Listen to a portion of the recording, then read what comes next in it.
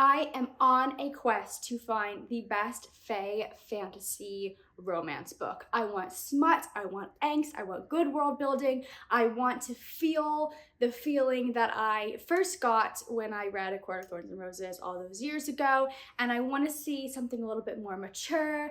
I'm on a quest, and so this is the start of a new video series of me picking up fantasy romance by indie authors, primarily centered around fae or like paranormal, and I'm going to be reading 3 books in this video. However, I already messed up because this weekend I finished Kingdom Bash and I was like, okay, let's start this new reading challenge. Let's pick up some fantasy romance books. I recently hauled a few indie ones, and then I'll like film the intro and, you know, I'll just like start. I picked up the first book and it was so fucking good that I just read it, guys. I read it in a day and I did not vlog it, and I hate myself for it because I'm pretty sure I just discovered the best indie fantasy fae romance book, which was the whole point of this new video series, but I'm pretty sure I just found the best one because it was so good. It's like A Court of Thorns and Roses meets the Plated Prisoner series meets deadly magical competitions and like a bachelor kind of situation with a crown prince, and it's like dark and it's the best of all of those worlds. And I just read it, and it's Trial of the Sun Queen by Nisha J. Tooley. I found it. I found the best book. It's so good. If I had read this before A Court of Thorns and Roses by Sarah J. Maas, that book would have not stood near the pedestal that this book sits on because it's so good. But obviously this book came second. So I need to talk to you about it. I've just ordered the sequel, so I'm going to be reading the sequel in this vlog because we've already made it through here. And just trust me when I say go pick up this book if what I'm talking about sounds interesting to you, because it's really fucking good. Okay, this book mail is the sequel. Oh gosh, I love it. Ooh, it's so vibrant in person. Rule of the Aurora King. Let's see how it looks next to. They're different colored pages, and this came with this mark on it. It looks like someone took a colored crayon and like dented out the pages with it. Well, that's a shame, but oh well, it's fine. I'll probably end up annotating this book because I'm really interested in like highlighting things right now. Just bookish aesthetic goals, you know?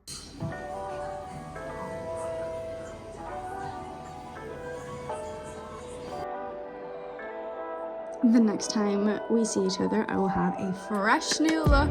Cannot wait for this hair to be blonde again. The pink has faded and it's time to go back into blonde, so let's go. Oh my god, I first of all just got my hair done, and then I went to the store to pick up some food for today, and my new top burst open and I literally almost flashed the whole grocery store. Yeah, so first of all, super disappointing. And second of all, I'm gonna go change tops, and then I have some things to show you, and I need to talk to you about my latest fantasy romance read. Okay, I have like a mini haul to share with you before we get into the book. So I picked up some new makeup because I have been using the same makeup for a long time. I'm out of everything. I got the new Fenty primer. This is in soft silk. I honestly like went around the store and tried about 15 different primers and like couldn't tell the difference for many of them. So if you have a recommendation, please let me know. I did like the Bare Minerals one. It was like very smooth and like glass feeling, but it wasn't on sale, and this one was, so I got a little one to like test it out. And then I also picked up from Fenty, I've been really wanting to try one of her lip glosses, so I got Riri's new Sweet Mouth. I don't know if this is new, but like it's new to me. It's just like a sparkly light pink lip gloss, so I'm obsessed. And then I love Drunk Elephant. I have not used them in so long. It's an awesome brand, and I got for Christian and I to share this like scalp scrub because like we use a lot of products in our hair, and I just thought this would be nice to like give our scalp a nice refresh, and it's all like plant-based.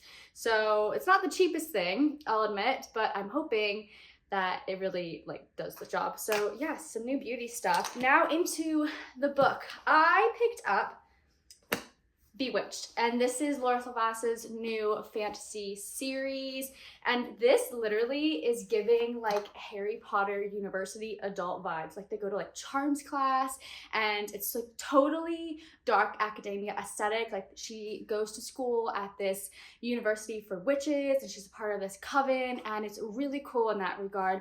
I have figured out why her writing style doesn't mesh with me, and I don't know if this is like a new thing that she's been doing in her like most recent books, or if I just like was blind to it when I read her Four Horsemen series, but I don't like when she breaks the fourth wall. Like she will have her characters have thoughts out loud, like side commentary thoughts, and it's directed to the reader, and it kind of like cheapens the writing in my opinion. And she uses a lot of swear words that I feel like are unnecessary. She says dude a lot. I don't know. It's just not my favorite. I'll let you know the next time I read an example of it. But that writing style really pulled me out of the first 100 pages. But I've gotten past that and I like the story. So I'm keeping at it. Basically, we're following this girl named Celine. She's 20 years old and she awakens this ancient god, this ancient sorcerer by accident, and he thinks that she is his long dead wife. He's 2,000 years old, and Celine has problems with her memory. Every witch in this world has to give something when they use their magic, and Celine unfortunately has to give memories, and she doesn't get to choose which one she loses every time that she uses magic. She is like, I'm not your wife, like I was born 20 years ago, etc, etc. He follows her to her coven, and then these murders have been happening, so there's like a mystery element to it and like a fated mates kind of situation. It is cool that she also went to Peel Academy, which if you have read her Bargainer series, and you know that Callie went to Peel Academy in book 1 of this. It's like a high school boarding school for supernaturals in our world. So that's pretty cool. And I'm pretty sure that the like Memnon, who's like the god that she's awakened, he's based off of a real culture and people that did live here in like North America 2,000 years ago. I haven't got to the end, but I have seen that there are author's notes on it, so I think that aspect will be cool once I like figure that out. So I'm on page 277. It's getting good. I like the story. The writing's meh, but we're here for a good time. You know, that's it. I do need to tell you, I picked up Wicked is the Reaper because I loved Nisha J. Tooley's books that I've been reading this vlog. And if you subscribe to her newsletter, then you get this free novella. And it's a standalone fairy tale romance book. I really liked it. It definitely could have been a full-length novel. Hands down, one of the best novellas I've ever read in my life. It feels like a completed tale. It's well written. There's good steam. There's good like character arcs in like 130 pages. It's really enjoyable. And I think that she did take this and turn it into a prequel for another one of her series that she has started. So I definitely recommend checking it out. I read it in like 2 hours, 2-3 hours maybe. It was really good. It's about this girl who like has to go live with the man who brings the biggest stag to her father, and she's a princess, and like the man who brings this is a monster. And obviously like they fall in love and all this other stuff. But it's really good. There's fae. That's all I have to say. Good morning. I have 142 pages left of this book, and we're gonna binge it right now. I do like the story. And I don't know who's murdering the witches. So I hope we find out. And I hope it's not dumb. I want to be like pleasantly surprised.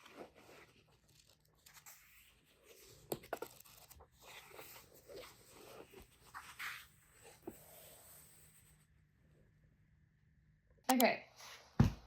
Just help me riddle this one out, right? So Memnon is 2,000 years old. Dude wakes up in like a buried cave in Peru, finds his way to the coast of California. How, with what money, with what clothes, with what experience in this modern world, we don't know. And then he just like leaves Celine every night after they hang out, and she's like, where are you going? He's like, I gotta go. Like, where are you going? Where are you getting your jeans? like, he can extract memories from people and, like, thoughts from people, so he can learn things, like, about society in the modern world, but, like, he just sent Celine $5,000. Not only did he send her $5,000, he sent her $5,000 through a banking app. So he, like, bank transferred her the money. What, did, like, Memnon the Curse walk into Chase Bank one day, like, last week and was like, I'm gonna open up an account? With what money? How did he get approved? Now Celine is crying because she's not in debt anymore. I mean, I'd be crying too if someone gave me $5,000, but, like, the math ain't math in here. Celine addresses it here.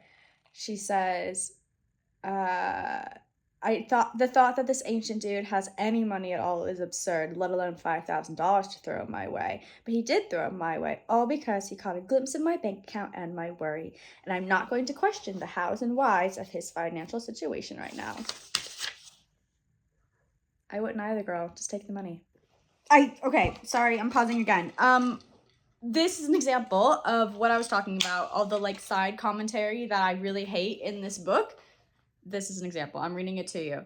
It says, I opened up my messages and quickly text Sybil back that I'm fine and everything is okay and nothing at all is wrong. Parentheses, because why would anything be wrong? End parentheses. And I'm 110% groovy like a movie. 110% groovy like a movie? First of all, I've never heard that phrase. Is it from 1950? Second of all, it's weird. It pulls me out of the story. She's saying sarcastically that she's not okay in this weird way. Of course you're not okay. You just, like, helped kill a bunch of evil witches. You saved someone's life. You've been on the run. You have this, like, cursed soulmate who's come after you. But your sarcastic response to us as the reader is that you're groovy like a movie? Okay, so it's been about 120 pages since Celine went to this spell circle that was dodgy, and they tried to kill this young girl who was a werewolf, and then she saves her, and she ends up, like, fighting back and killing all these, like, evil witches that go to the coven.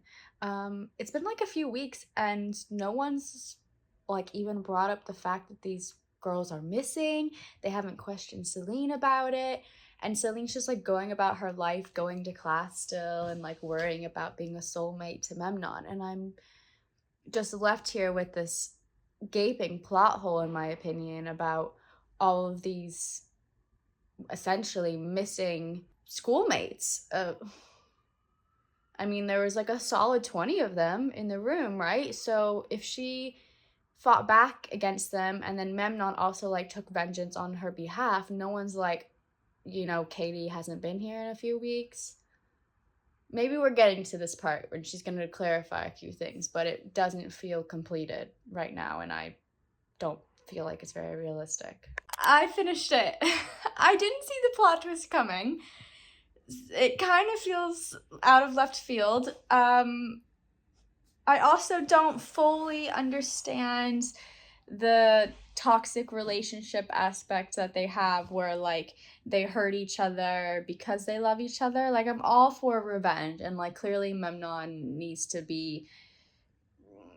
Celine to suffer. I mean, because he blames her for being trapped away for 2,000 years. Like, I understand that would make you upset, but the way he chooses to, like, punish her seems very childish. Of, like, all the things he could do, this is what he chooses to do. Also, we don't get everything wrapped up regarding the murders and the mystery and all of Celine's memory loss. We don't get everything in this book, so clearly we're gonna have to keep reading into book 2.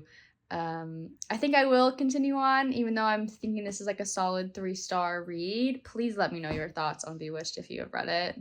The more I think about Bewitched, the more I'm frustrated with the overwhelming amount of plot conveniences and also gaping plot holes that I have to drop this down to 2.5 stars. I don't think that this is this author's best work, which is really unfortunate because I think that the setting and atmosphere itself is really fantastic, but it just was not executed well. So that's a shame. So not one of our favorite fantasy romances, although I will say that the Fae in this are like only briefly mentioned, but it is in this world apparently. We didn't get to see them. I also just realized I never gave you my final thoughts on Rule of the Aurora King. I just like moved on to Bewitched. I read like 300 pages of this book while at Starbucks on a Friday, and the steam in this was some of the best I've ever read, and it like wasn't even full on, if you understand what I'm saying. But I was like blushing, like looking around, making sure and hoping that no one was actually like looking at what I was reading. This book is so good, and I can only describe it as like Sarah J. Maas books on crack. This is done so well, and in many ways maybe a little bit better than some of the first couple books in A Court of Thorns and Roses. I don't even know if I should be saying that. Is that anti-religious to Sarah J. Maas? She did it first, so she gets all the credit. But this is so good, you guys. I have a all-time new favorite series. I cannot wait for the final book to come out. It comes out in December, so I have to literally wait another like 6 months for this book. But I am obsessed. I know there's going to be 4 in the series. Please read these first 2 books. Even though we found a dud, we did find a diamond in this video, and now we are moving on to the last book, I think, for this vlog. I'm not sure. We'll see how that goes. We're moving on to Daughter of No Worlds by Teresa Broadbent.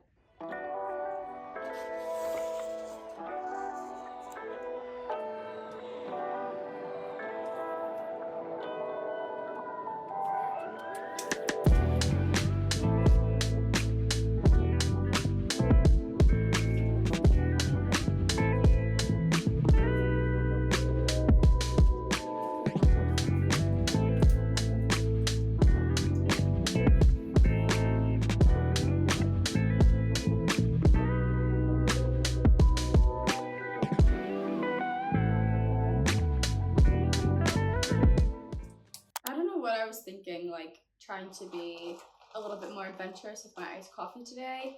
I combined caramel and cinnamon dolce syrup with almond milk, and I don't like it.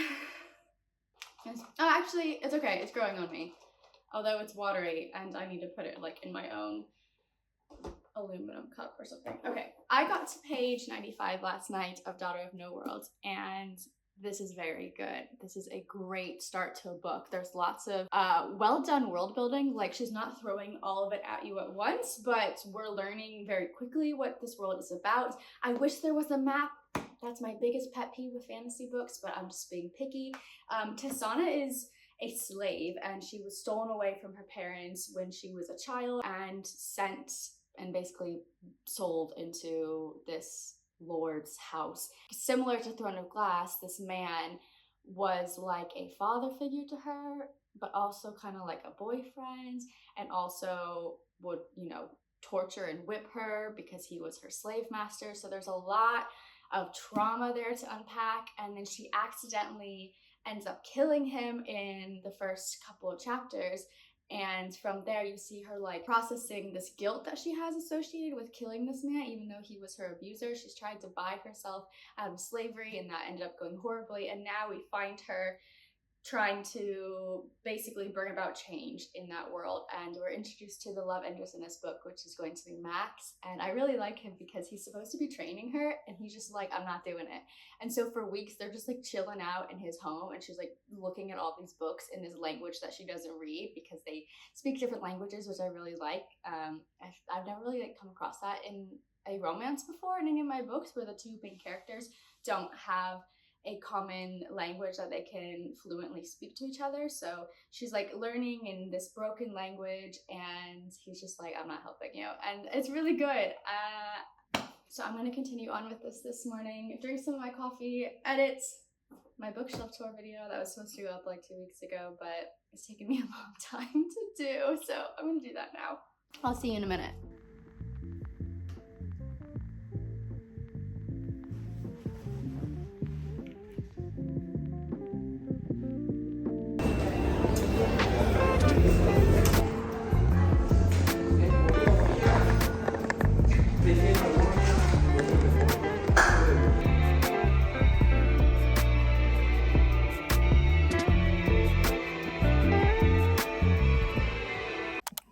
Okay, I have finished Daughter of No Worlds. I read this book in literally 2.5 days, and thank you to my husband for making me a pina colada while I talk about it, because this book had a chokehold on me and I actually cried literal tears last night. I don't know what I expected, but I didn't expect an indie book that everyone's like talking about on TikTok to actually be so well written, and it's so good that I actually highlighted passages that just like spoke to me, which I haven't done, I think, ever.